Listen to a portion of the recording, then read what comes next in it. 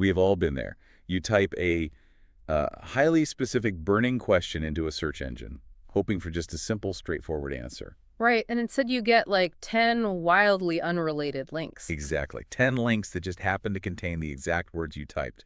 It is incredibly frustrating because, I mean, you are looking for actual meaning and the machine is just playing a giant game of word bingo. Yeah, word bingo is a great way to put it because traditionally, algorithms have been exceptional at speed reading, right?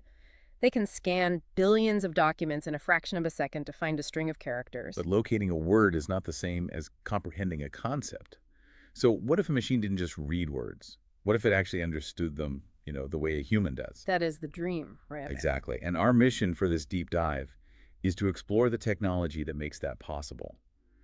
We are looking at a stack of research outlining the mechanics of the knowledge graph. Which is the architecture that takes artificial intelligence from that clunky keyword matching to true semantic understanding. Okay, let's unpack this.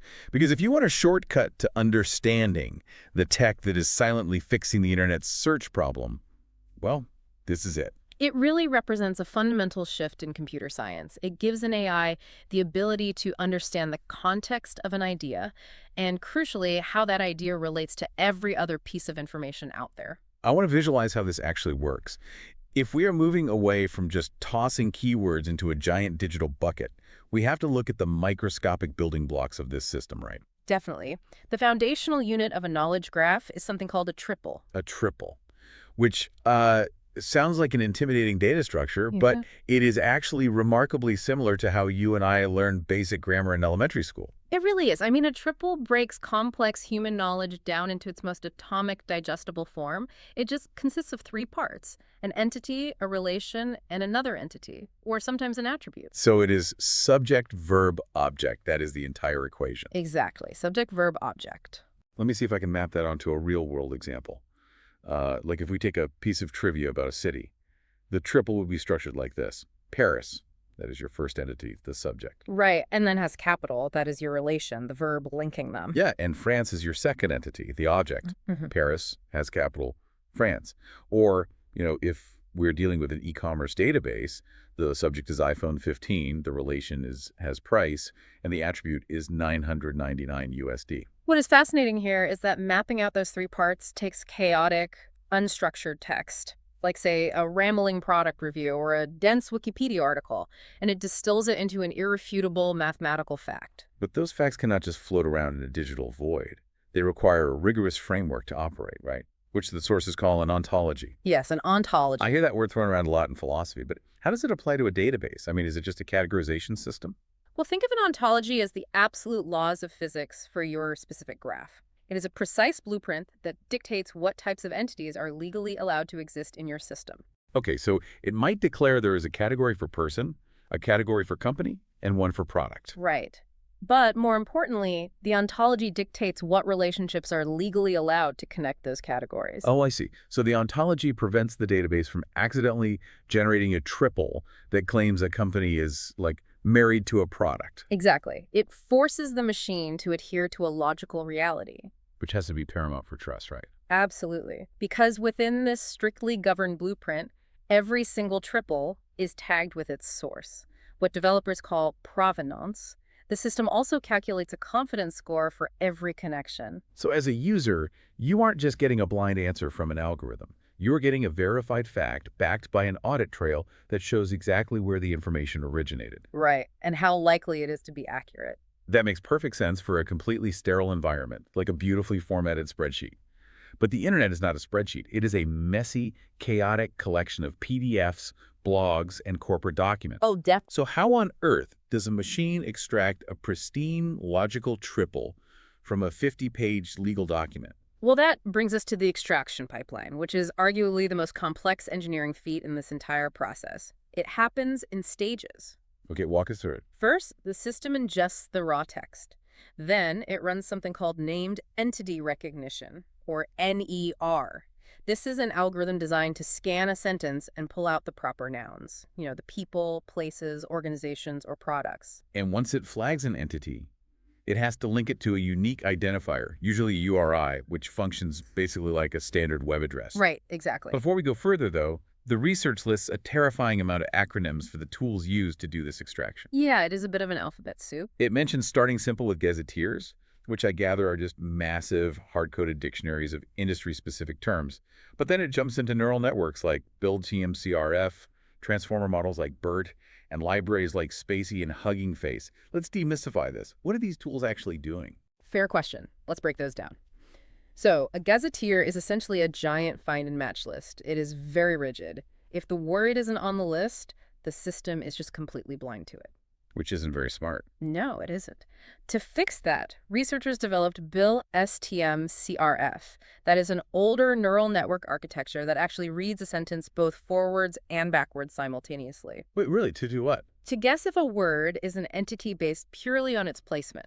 Oh, so it is using the grammar of the sentence to guess the noun, even if it hasn't seen the word before. Correct. But the real breakthrough came with transformer models, specifically BERT, which stands for bidirectional encoder representations from transformers. And BERT doesn't just look at sentence structure, right? It understands deep semantic context. Exactly. And the good news for developers is that you don't have to build a BERT model from scratch. You can download pre-trained models from open source libraries like Spacey or Hugging Face. And then you just take those massive general-purpose models and fine-tune them for your specific industry, using, what, like 1,000 to 5,000 human-verified examples? Yeah, just a relatively small set of highly accurate examples. I am still skeptical about a machine's ability to truly grasp context, purely because human language is notoriously ambiguous. Oh, for sure. Like if I feed this pipeline the word apple, Yeah. how does the system know if I am talking about the trillion-dollar tech company that manufactures smartphones or, the fruit I'm going to slice up for a snack? They are spelled the exact same way. That specific ambiguity is solved by a process called entity linking and disambiguation. The system never evaluates a word in complete isolation. Okay, so what does it do when it sees apple? It first generates a list of candidate entities by querying massive public knowledge bases like DBpedia or Wikipedia. It essentially pulls up every known definition of the word. Then it relies on context as the ultimate decoder. Right, it looks at the surrounding text. Exactly. It analyzes the words surrounding apple in your document and calculates a mathematical similarity score. So if the surrounding paragraph contains words like orchard, harvest, and pie, the algorithm mathematically aligns apple with the botanical entity. Yes. But if the surrounding text mentions silicon, stock price, and smartphone, it locks on to the corporate entity. And once it locks onto the correct entity, it assigns that unique URI we mentioned earlier. So the tech company gets one specific digital ID, and the fruit gets a completely different ID. Right. They are never confused again. After the entities are locked, the system uses supervised classifiers, which are machine learning models trained on labeled examples, to extract the relations between them, finally completing the triple. Which sounds incredibly powerful. But how do developers actually measure if the machine is getting it right? If it reads 1,000,000 documents, nobody is manually checking every single triple. They measure success using a curated gold set. Developers will take a small sample, say 500 sentences, and humans will manually map out the perfect triples. And then they test the machine against that set. Right. They run the machine on that same text and compare the results across 3 critical metrics: precision, recall, and the F1 score. Let me see if I can translate those metrics into something tangible. If building a knowledge graph is like casting a fishing net into the ocean to catch specific fish, recall would be a measure of how many of the target fish you actually caught, right? Oh, that is a brilliant way to frame it. So if there are 100 tunas in the water and you catch 90, you have 90% recall. Yes, but high recall alone is dangerous. You could achieve 100% recall by just dragging a massive net that scoops up every single fish, rock, and piece of garbage in the ocean. Oh, true. That is where precision comes in. Precision measures the purity of your catch. Of everything you pulled up onto the boat, how much of it was actually the tuna you wanted. Exactly. So if half your net is full of garbage, your precision is terrible, even if your recall is perfect. Which means the F1 score must be the metric that balances the two. Yes, the F1 score is the harmonic mean of precision and recall. It forces the system to catch as much of the right information as possible without hauling in a bunch of irrelevant nonsense. It is the ultimate indicator of a healthy extraction pipeline. Here is where it gets really interesting. Once a system successfully extracts and verifies millions of these triples, where do they physically live? If they aren't in a spreadsheet, what does the actual database look like? Well, you generally have to choose between two different storage architectures, an RDF triple store or a property graph database, and your choice dictates how your entire system functions. Let's start with RDF. The sources say it is built on strict standards set by the W3C. Right. The main international standards organization for the World Wide Web. RDF is incredibly rigid, which makes it perfect if you are building a system that needs to seamlessly share data with other public knowledge bases across the internet, a concept known as linked data. But I imagine that rigidity comes with a downside. It does. It can be slower for certain types of complex queries. That is why many commercial developers opt for a property graph database using platforms like Neo4j or Amazon Neptune. And property graphs treat the entities as nodes and the relationships as edges, right? Yes, they are explicitly optimized for graph traversal. Graph traversal meaning the machine's ability to instantly jump from one connected entity to another, zooming along those relation threads we talked about. Exactly. Property graphs can traverse millions of connections in milliseconds, which is absolutely critical for real-time applications. Okay, so the AI is pulling all this data from corporate PDFs and web pages and storing it in a lightning-fast property graph. But human writing is fundamentally flawed. It is full of typos, different formats, contradictions. Oh, everywhere. If the graph treats every single extraction as a literal fact, doesn't the database quickly turn into a massive junk drawer of contradictory triples? It absolutely would, which is why raw data is never allowed directly into the graph. It must go through a brutal ETL process, extract, transform, and load. And the transform phase is where the cleaning happens. Right. A major component of this is entity resolution. Imagine your system reads one document that mentions Acme Corp. and another document that mentions Acme Corporation.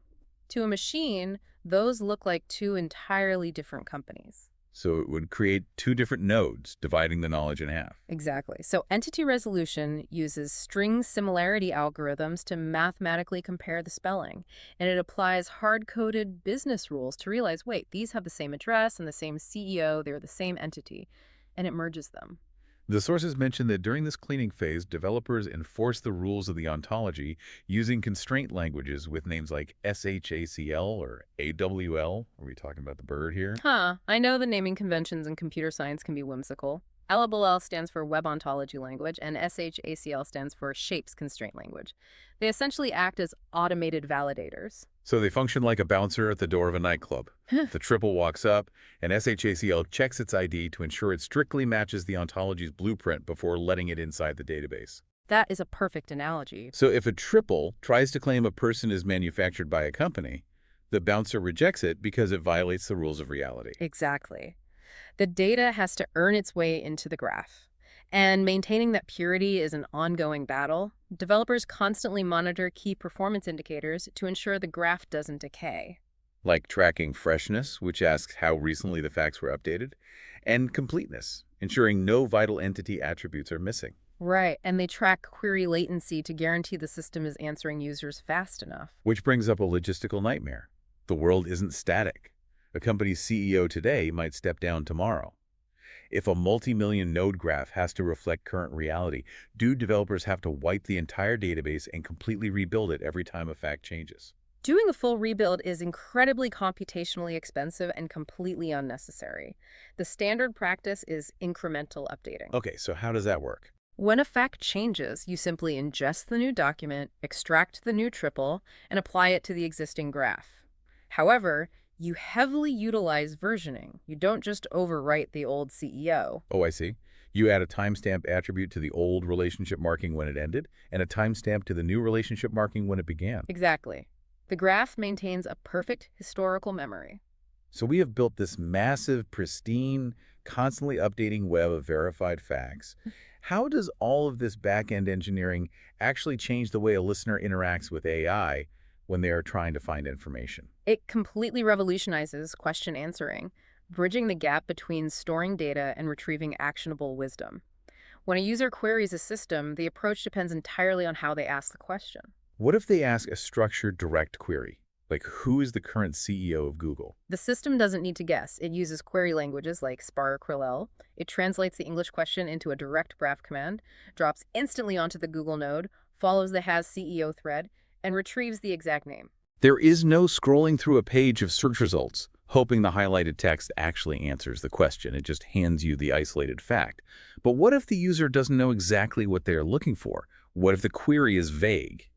That requires a different approach. For unstructured, open-ended queries, modern systems incorporate vector databases like FACE or Milvus. Vector databases, how do those work? Instead of looking for exact word matches, they convert concepts into mathematical coordinates.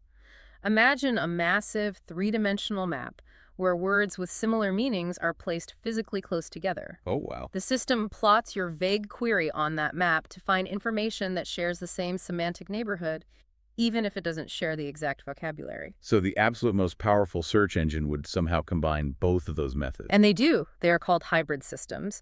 They use the broad mathematical discovery of a vector database to scour the text for relevant concepts, and then they cross-reference those findings against the rigid, verified triples of the knowledge graph. To ensure the final answer is factually accurate, I want to walk through the customer support QA example mentioned in the research because it perfectly illustrates this hybrid power. It is a great example. Imagine a company drowning in messy product manuals and conflicting FAQ pages.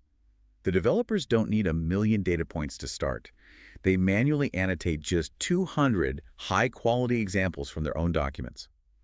And they build a highly constrained miniature ontology with only 4 strict categories: product, issue, resolution, and component. It is a brilliantly focused scope. It restricts the universe of possibilities so the machine doesn't get confused. Right. They run the extraction pipeline, SHACL plays bouncer, and the verified graph is built. Now imagine the user experience. A frustrated customer opens the support chat and types, "How do I fix my phone's shattered camera?" Right. The system doesn't just do a frantic keyword search for phone and camera and spit back a link to the store page to buy a new one. No, because it is performing query understanding. It runs NER on the customer's question. It identifies phone as a product entity and camera as a component entity. And it recognizes the word shattered as an issue entity.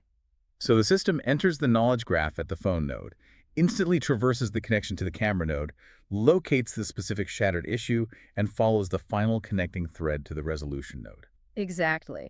It extracts the exact step-by-step repair instructions and presents them to the user. And here's the crucial difference between a knowledge graph and the generative AI chatbots we see hallucinating wild answers on the news. A knowledge graph can show its work. It offers true explainability. It does. Along with the repair steps, the system can visually display the exact path it took through the graph to arrive at that conclusion. And it can provide a direct link to the specific paragraph in the original engineering manual. And if the system cannot find a solid connection, like if its mathematical confidence score falls below a certain threshold, it doesn't just fabricate a plausible-sounding answer to appease the user. It gracefully falls back to a standard text search or escalates the ticket to a human agent. It knows what it doesn't know, which is incredibly reassuring. Absolutely. As we wrap up this deep dive, the research outlines a few golden rules for anyone attempting to build one of these systems. The overwhelming consensus is to start small, right? Definitely. Do not try to map out the entire universe of your company's knowledge on day one. Tackle your highest value, most frequently asked queries first. Build a minimal ontology, prove that it works, and iterate outward. Because attempting to over-engineer the perfect blueprint from the start will just lead to paralysis. Furthermore, you cannot rely entirely on automated machine learning. The most robust graphs use a blend of hard-coded business rules and neural networks. And they require a dedicated process for logging low-confidence abstractions so a human expert can review and correct them. The human in the loop is irreplaceable. So what does this all mean? It means the transition from raw, chaotic text to true semantic intelligence is not science fiction. It is an engineering reality. It really is. If you meticulously build the triples, rigorously enforce the ontology, and track the provenance of every fact, you can give a machine the power to truly comprehend context. It provides the architectural foundation for an internet that finally understands what we actually mean, rather than just what we type. It is a massive leap forward. But I want to leave you with a final thought to mull over on your own. We have spent this entire deep dive discussing how an ontology acts as the strict laws of physics for a machine, forcing messy human knowledge into perfect, irrefutable mathematical triples. Right, it creates absolute certainty. But human reality is rarely that pristine. Our knowledge is fundamentally fluid. It is full of nuance, exceptions, and subjective truths. Oh, completely. If the AI systems of tomorrow rely entirely on these rigid structured graphs, to definitively answer what is true, what happens to the knowledge that defies easy categorization? Does forcing the messy, subjective reality of human experience into a strict mathematical blueprint fundamentally change the nature of the information itself? Could the very ontologies we design to organize knowledge secretly encode our own human biases into the permanent fabric of machine truth? It is something to think about the next time a machine hands you a perfectly definitive answer.